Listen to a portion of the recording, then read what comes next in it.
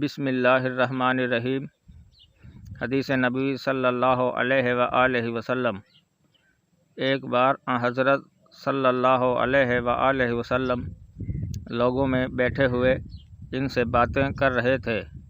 اتنے میں ایک دیہاتی آپ کے پاس آیا اور پوچھنے لگا کہ قیامت کب آئے گی؟ آپ صلی اللہ علیہ وآلہ وسلم اپنی گفتگو میں مصروف رہے۔ بعض لوگ جو مجلس میں تھے کہنے لگے آپ صلی اللہ علیہ وآلہ وسلم نے دیہاتی کی بات سنی لیکن پسند نہیں کی، اور بعض کہنے لگے کہ نہیں بلکہ آپ نے اس کی بات سنی ہی نہیں۔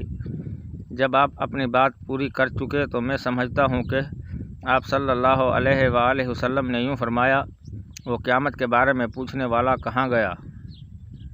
اس دیہاتی نے کہا، حضور میں موجود ہوں۔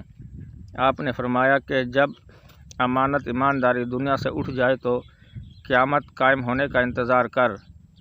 اس نے کہا، ایمانداری اٹھنے کا کیا مطلب ہے؟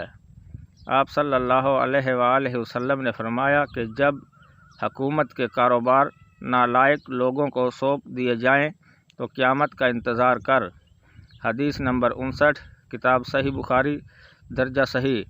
ناظرین کرام، مزید اسلامی ویڈیو دیکھنے کے لیے ہمارے چینل ZM اسلامک پوائنٹ کو سبسکرائب کریں اور بیل آئیکن دبائیں تاکہ ہر آنے والی ویڈیو سب سے پہلے آپ کو موصول ہو۔